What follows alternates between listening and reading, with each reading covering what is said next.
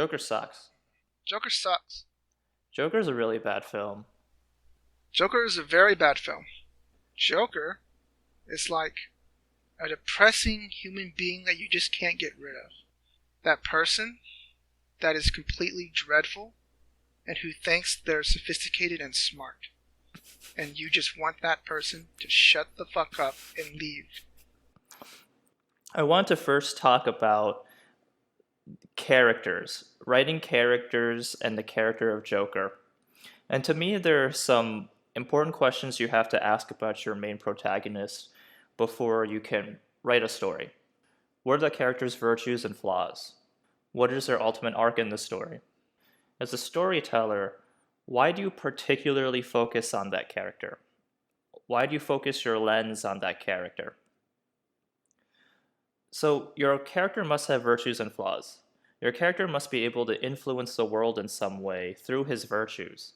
And your character must have something that lessens the impact of his virtues, right? Superman is the epitome of a superhero, but at his core, he is a human being. He is temperamentally straightforward and emotional, meaning he is susceptible to people who are more clever than him, like Brainiac and Lex Luthor. In the movie Elf, Buddy is this really friendly guy, and people really like him because he's really friendly. Okay, people, tomorrow morning, 10 a.m., Santa's coming to town. Santa! Oh my God! Santa! But he is innocent to a fault. In The Wolf of Wall Street, Jordan Belfort is a clever and hardworking guy, but he has bottomless selfishness, right? Even though the audience may not like the character, they know that the character will change the world around them. And that itself is fundamental to intrigue people. What follows next is the character's arc. As Jordan Peterson said, the hero must go journey into the darkness and emerge from it reborn. In metaphysical terms, to me, that means that your character is an argument, and the subsequent journey that the character goes through a counter-argument. And therefore, the original argument, which is your character, becomes more fully realized, more realistic, more informed and wise. Again, this is very basic storytelling. The audience doesn't know what the character will do when confronted with something that's unfamiliar to them. How the hell will Buddy adapt to modern life? And is Jordan Belfort going to live a normal life as a corrupt stockbroker? Probably not. You as an audience member are smart enough to know that that basic argument is going to change and going to morph and turn to something else, right? But the critical thing is that you as an audience don't know how that argument's going to change, how the main character is going to change. And that's why the character arc is so crucial. And then this gets back to the final question that I mentioned earlier. Why is the character the focus of the story? You as a writer have to answer this, right? In effect, your main character has to be the most interesting center in that world. Every story has an intrigue and a consequence, but what has to be chosen is a particularly interesting intrigue and consequence. I mean, you could tell any other story about some person and they had some conversation of something and they say, oh, I realized something, right? That's a boring story, right? So you have to choose the most interesting story, a story that's worth telling. I mean, you can have possibly like a film like Magnolia or Tokyo Godfathers, right? But these films are primarily about the theme of chance and highlight the fateful moment as the center of the story. But if you're making a story about a sequence of events and the events have consequences, the characters do things that have consequences, physical or emotional, then you need to establish because of this that they did, this bad thing happened. And so that goes to the question of why Arthur? This is a big part of why the movie is so bad. Arthur has no virtues except that he is devoted to his mother, but no one in the film gives a shit about that. Arthur doesn't really change throughout the film because everything that happens to him, we largely expect it to happen to him. He was a terrible comedian from the beginning, and he proves to be a terrible comedian. He was very unlikely to be Thomas Wayne's son, and he was rejected by Thomas Wayne. I mean, we all knew that that was going to happen. You could have focused on any other person in that story with a mental illness and a shitty life, and the film makes no difference. So it's a complete coincidence that Arthur kills three men. He coincidentally becomes a symbol, and he coincidentally makes a big speech at the end in front of everyone, in that city. So what specifically about Arthur made those events happen? Was it because he wasn't funny? Was it because of the constant humiliation he got because of his laughter? Was it because he hallucinated? My understanding is that it's none of these things. And I think you agree with me too, right, Antonio? That none of these things are really the reason why Arthur goes through his character arc. And therefore, his arc throughout the movie is not a conscious action of his. But then it's like the message of the movie is people who are unhappy can become the Joker. And that makes no sense to anyone, right? Oh boy. Oh my god. Don't get me started. So, even if we accepted the world of the film, clearly other people in the film were not like mini Jokers, right? It was just him. Joker is singularly Joker. He singularly dances and he singularly gets other people killed, right? But let's give the film the benefit of the doubt, right, Antonio? Let's say that's the intentional design of the film, right? That God. Arthur's virtuous trait is that he takes care of his mom and he tries to find happiness in his life. He tries to look, he tries to be optimistic about his life, right? The physical symbol of his happiness or of his ideal happiness is being an adored comedian. Even though the beginning of the film makes a point that Arthur constantly feels shitty throughout his entire life, and there was no notion that being a comedian would actually change his life. Like he himself didn't harbor any like idealistic thoughts about that, right? So Arthur is trying to do his best in life through honest effort, right? Even though Bullshit. even though the film doesn't make it particularly clear that he is that way. That's his personality. He is the most notable character in the film because his life takes an unexpected turn. But here's the issue. Let's analyze that unexpected turn. Perhaps Arthur is given a specific opportunity, but it corrupts his soul, which actually does happen in the film, but it happens at the very end when the huge riots break out, right? Not when he killed those sons of bitches? No. It apparently didn't affect him at all. Wait, so you're saying he's not a different person after he killed those guys? He is, but only when he tells the audience that he is. Other than that, he kind of just goes around his regular life trying to be a comedian and meet his dad. But so suppose we have something in the film where Arthur early in the film meets Murray instead of actually later in the film. And after being humiliated by Murray, he works as a regular in Murray's show. Someone that Murray basically constantly ridicules, like his court jester or something.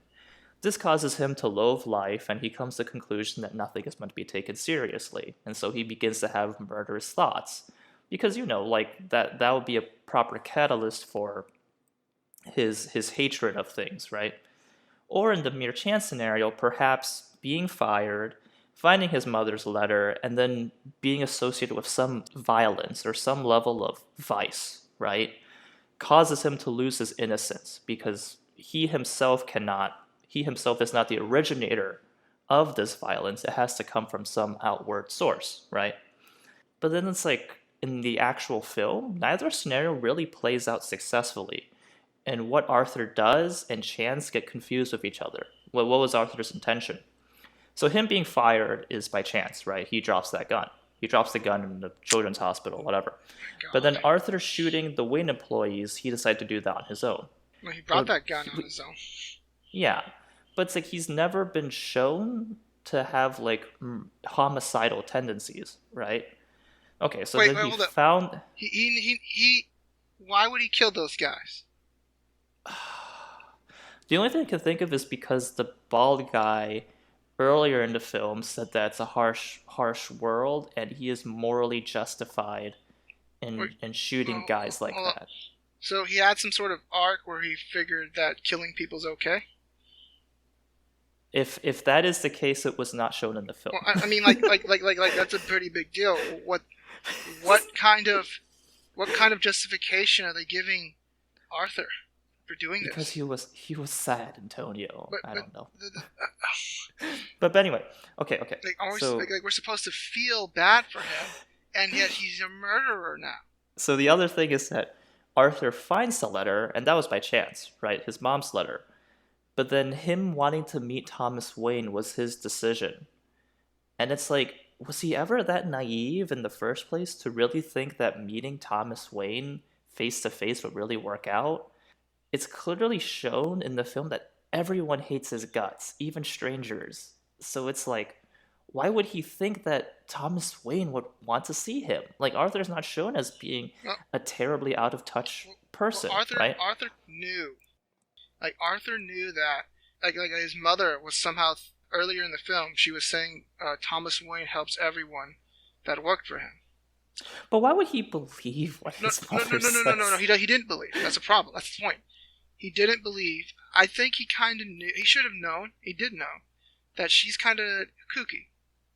And so when he read that letter, I mean, the first thing I think a regular person would be like, I don't believe this.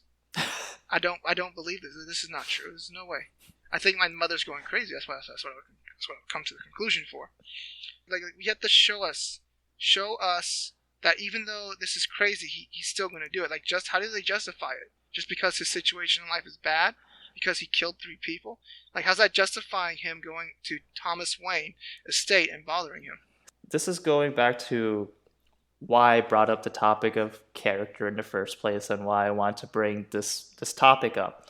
Because Arthur as a character is so fucked, right? It's clear that whatever the writers did for writing the script, they did not give Arthur a clear set of personalities, a clear set of goals, a clear set of reasons to do anything that he does in the film. Everything in the film simultaneously happens by coincidence, but it also happens by him, right? Like through his own will. And so it's like, okay, so people ask themselves the question, did society create the Joker? Or did the Joker create himself? Or is it a mix of both, like his homicidal and delusional tendencies, plus the shittiness of society making him? And the answer is that logically, as we discussed it, there's no logical connective there. And so whatever you think happens in the movie is something that you have to extrapolate yourself with your own feelings. And so now that we've talked about character in the film, right? I remember that the film made you feel totally shitty at the end of watching it, right? And like at the beginning. Throughout the entire film. Like, this movie made me uniquely depressed. It was so sad. Like, it was just so hard to like keep watching this movie. It made me so sad and so depressed. Like, it made me depressed just because of how they set it up. I don't give a shit about Arthur. I don't give a fuck about him. I want to be clear about this to you guys before, like, Antonio was saying the film's making him depressed, and people can say that, oh, but the film is meant to make you depressed. I want to make this clear, right? We've seen Isao Takahata films. We've seen Grave of the Fireflies, and we've seen The Tale of Princess Kaguya. Grave of the Fireflies. It's fucking depressing. That will make you sad. Yes. That movie, but it's worth watching. And don't be sad. Princess Kaguya made you sad too. It made both of us sad. Oh yeah, Princess Kaguya is a great film. That's an amazing film. We both can say they're both incredible films, even though we were both kind of, a bit sad afterwards. And I've seen a film this year in 2019 called Parasite, right? Which is also a film very similar to Joker about society, right? How people are mistreated in society. And that film was kind of depressing too, but like it was a good film. Like, you cannot say that I feel bad for the protagonist because Justin just explained how we don't feel anything. And it's an extrapolation. So you can't say, can't do that. That's not right. No. Like, I don't care about Arthur. like he's an idiot, and it's like I don't see a goal that he is going out and he's trying to fulfill. He doesn't have agency. Things just happen. Oh, someone happened to give him a gun. Like, okay, and he just happened to bring it to work because we have to forgive him because he gets attacked by stupid teenagers. That's not a reason to bring a gun to work. Like, what are you going to do? What would he have done in the beginning of the film if he had a gun? Shot them? Shot little kids? You're going to shoot kids? You're going to shoot teenagers? I don't think a gun's a great thing to do, a great thing to use.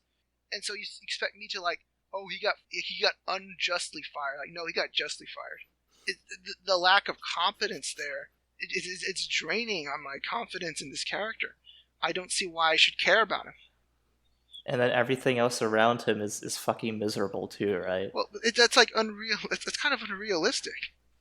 No, it 100% is unrealistic. It's like everything is depressing. Everything is. It's like this is like a one note kind of thing. It's like you're like you know, a world is dynamic. A world has lots of emotions. You have to present these emotions that the world has this range. It has this emotional range, but we don't have this emotional range. It's just always sad.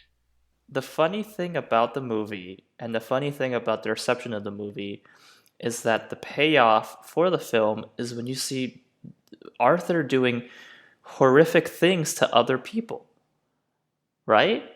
Like, when he killed that guy, it was like the best part of the film, you know? Oh, that, yeah. But then like the reception of the film is like, this film is about how you should treat other people with mental illness better in society and how society like throws these people away. And it's just like, but you're supposed to be enjoying the complete and utter violence that happens in the movie. Oh, like, this is supposed to be an origins movie.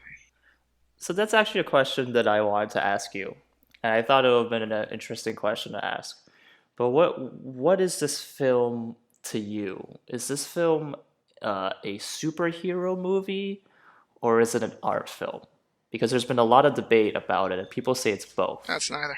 But what are your thoughts? It's neither. Oh, I'll explain. It's like what Rian Johnson did. Todd Phillips. Todd Phillips took the iconography, the intellectual property, the universe, the characters of the Batman series, and used it to make a film for himself. That's the biggest insult I've ever heard. Hurled at the Joker. Like, is this supposed to be like a Rian Johnson movie? Like this movie. It's like, how does this movie contribute to the Batman universe, or to the DC universe, or whatever? Like, what does it do? You were talking earlier about like Killing Joke, right? Oh yeah.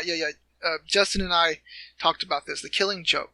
So, in the Killing Joke, one of the biggest things of the Killing Joke that was trying to explore is that the Joker, his biggest deal to Batman is that, just one wrong day, one bad day, or one too many bad days, one wrong turn, one bad coincidence, and you can become just like me. He wants to believe, the Joker wants to believe, like he didn't choose this. But clearly in the film, he chose this. Oh, in the film, oh yeah, he chose. Well, actually, I don't want to say that because, an actual person chooses. Like, this guy didn't choose shit. It's terrible. It's clearly because of the fact that he hallucinates, and it's clearly the fact because he specifically wanted to be a comedian, and he looked up to Murray, and he thought that he was Thomas Wayne's son at one point in time. It's very specific to him. So yeah, it completely invalidates Killing Joke, and you can't even say that it's based on Killing Joke because the whole premise is fucked. Well, I mean, isn't that what a lot of people are saying about what this movie said? I'm not saying Todd Phillips says this. What I'm saying is other reviewers. Other reviewers have said that the Joker is a product of Gotham City. And I'm like, are you guys even aware of the Killing Joke? Like, that's one of the most famous stories in all of comics, in all of Like that's a really big one. That's a big one. It's like you guys aren't even aware of the point of it. Like if you are aware of the point of it, and you look at this, like Todd Phillips doesn't give a shit about that. If that's true, if you think Todd Phillips was trying to do that, if he was trying to make the Joker the Joker is a product of Gotham City, and like if you think Todd Phillips is trying to do that, then he doesn't respect the Killing Joke. He doesn't respect what other good stories are in the Batman universe. He did not make this movie for that. He made it for himself then. It's like it's disconnected. Let me give my 2 cents. I agree with you. My 2 cents are, this film is trying to be an art film and only achieves to be half of that. And this film is trying to be a superhero film and only achieves half of that. And in that sense, it is basically neither of those things. I agree with your assessment. Yes, it's trying to be an art film with like its lighting, cinematography, its ideas, like this intense introspective look into this character's psychology. They just need a better script. It's like if they had a better script and they kept everything else the same, it would be probably a way better movie. It's trying to be this film about these social themes, about society as large, and trying to tell all of this message, right? And on the other hand, it's a big dumb superhero movie, straight with the orchestral score, which is completely inappropriate for the tone of the movie. It's trying to be an origin story, as you said, for Arthur. You know how the Joker becomes the Joker, essentially, with all the violence. I mean, the violence is not even like stylized violence. It's just story. Yeah. I mean, the violence isn't stylized violence. It's just violence, right? Like, the only stylized violence is when he bashes that guy's skull in, and that was admittedly one of that was a good. That was the best part of the film. Scene. Yeah, it's really fucked up, guys. And then the second best scene after that film is when he dances on the staircase. Yeah. But which is the most famous. That is the famous scene. Yes. But other than that, it's just a big dumb superhero film. But it doesn't even have your Marvel-like action sequences, or your Marvel-like humor, or your Marvel-like sense of adventures. It's not like a Thor Ragnarok or something, right? Where it goes in one direction. And it's not like a Nightcrawler, right? Like art film, you haven't seen Nightcrawler, but Nightcrawler is like it is singling in on this specific character. The dialogue is great. It's super sharp. It really shows this character's like deep mental state. It's really tense, and you're like, what is he thinking? What is actually happening in the scene? Like all of these things. Yeah, guys, the movie sucks. Repeat after me. Let's have one more refrain, Antonio. Joker sucks. Joker sucks. Joaquin Phoenix. Joaquin Phoenix is great, guys. You know what? You know who else is great? We are, but so are you. So, if you like the video or you dislike the video, please let us know, and tell us in the comments. If you're raging and blood-eyed, if you're like so angry at me, you can just subscribe and keep track of me and come after me. Like, I'm good, but I'd still like you. I like you nonetheless. You can disagree with me. I still like you. So thank you for watching. Please comment, please like, or please dislike, and subscribe.